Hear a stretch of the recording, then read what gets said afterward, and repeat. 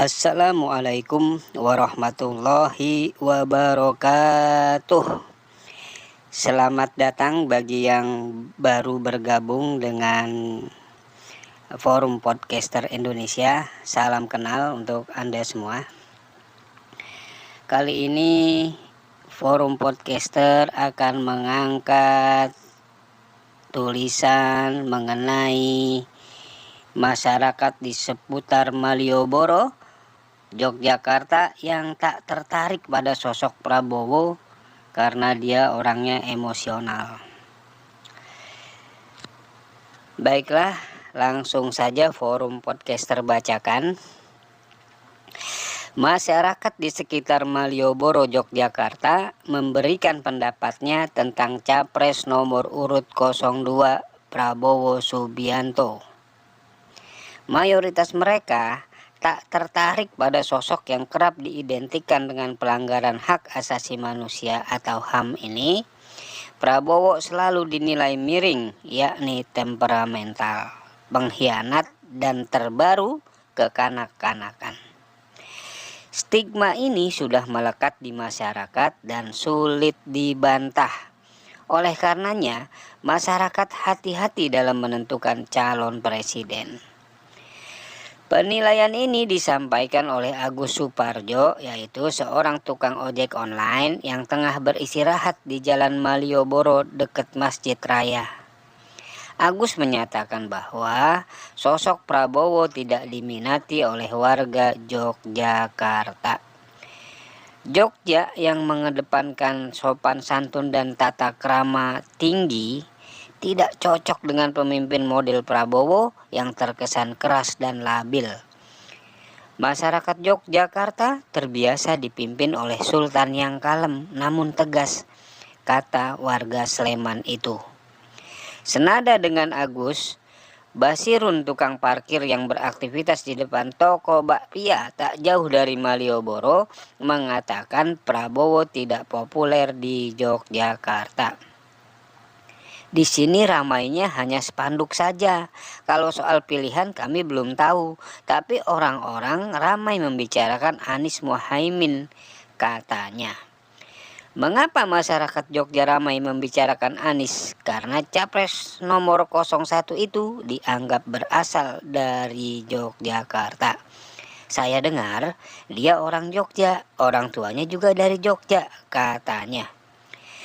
Sementara Siti Marhamah, pedagang buah di Pasar Beringharjo, menilai sosok Prabowo sebagai orang yang ngototan atau memaksakan kehendak. Dia sudah mencalonkan diri sebagai presiden sampai 3 kali. Sekarang mau nyalon lagi. Kok nggak bosan ya? Kritiknya. Jika seseorang sudah tidak dipercaya berkali-kali, kata Siti, artinya pasti ada apa-apanya dengan orang tersebut. Siti dan juga masyarakat luas justru penasaran dengan motif Prabowo. Apakah ada udang di balik batu? Kita tidak tahu, paparnya. Tapi anehnya, kata Siti, Prabowo mengaku tidak butuh jabatan. Faktanya dia mencalonkan diri hingga 4 kali. Tak hanya itu, saat kalah dari Jokowi, kok Prabowo menjadi anak buahnya tanpa malu-malu? Alasannya demi rekonsiliasi, tetapi faktanya masyarakat tidak mau mengikuti arahan Prabowo. Jadi untuk menang di Jogja, Prabowo agak sulit, tambahnya. Perihal titik Prabowo yang nyalek DPR RI dari Jogja, hal itu kata Siti tak berpengaruh pada Prabowo. Bu Titi kan bukan Prabowo, katanya singkat. Penilaian lebih lugas tentang sosok Prabowo disampaikan oleh Koordinator Kajian Merah Putih, Profesor Sutoyo Abadi. Ia bahkan bersyukur Prabowo tidak jadi presiden pada 2019. Melihat sepak terjang dan gaya politik Prabowo Subianto akhir-akhir ini, maka rasanya bersyukur kami Prabowo pada Pilpres 2019 tidak berhasil menjadi Presiden Republik Indonesia.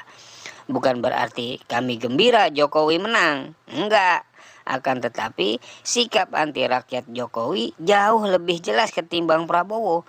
Prabowo abu-abu, paparnya. Saat Prabowo menerima jabatan menteri dan masuk dalam kabinet Jokowi, maka goresan buruk karakter mulai tercatat. Ia tidak peduli dengan tangisan dan perasaan pendukung yang berjuang mati-matian untuk Prabowo, bahkan ada yang mati. Mereka merasa terkhianati. Kecurangan Pilpres diterima begitu saja oleh Prabowo demi status menteri. Kacau tidak? Sutoyo masih ingat Prabowo berkali-kali memuji habis-habisan Jokowi, mulai dari pekerja keras, selalu memikirkan rakyat hingga memberi predikat sebagai presiden terbaik. Parah gak tuh? Orang menyebut Prabowo bagai penjilat yang berubah dari macan menjadi meong. Galak dan gebrak mimbar, Prabowo dulu hanya pencitraan. Sutoyo heran, tidak ada sedikit pun rasa simpati Prabowo pada pendukungnya yang menjadi pesakitan di rejim Jokowi. Terakhir, kata Rijal, ia mendekat pada keluarga Jokowi, Gibran, Kaisang, dan Bobi. Langkah mengerikan dari sang jagoan yang mantan Danjen Kopassus hanya untuk ambisi pribadi, katanya. Prabowo tidak layak untuk jadi presiden di negeri demokrasi seluas ini. Karenanya ada hikmah besar bahwa ia tidak menjadi presiden pada Pilpres 2019 dan Pilpres sebelumnya. Prabowo memang tidak lebih bagus dari Jokowi, makanya di Pilpres 2024 ini dia berlindung di ketiak Jokowi, tegasnya. Maka kata Sutoyo, dia mengapresiasi masyarakat Yogyakarta yang tidak tertarik pada sosok Prabowo. Saya rasa penilaian masyarakat Jogja terhadap calon presiden sudah sangat tepat, pungkasnya. Demikian Forum Podcaster Indonesia hari ini. Wassalamualaikum warahmatullahi wabarakatuh. Jangan lupakan, dan tetaplah ingat kepada 6 pemuda beriman, pengawal ulama, yang tidak salah apa-apa, diculik, lalu disiksa dengan sadis dan kejam, kemudian dibantai tanpa belas kasihan, oleh segerombolan setan. Setelah itu, difitnah habis-habisan, kasus ini dikenal sebagai kasus KM50, yaitu, tragedi kemanusiaan paling biadab yang pernah terjadi di Indonesia.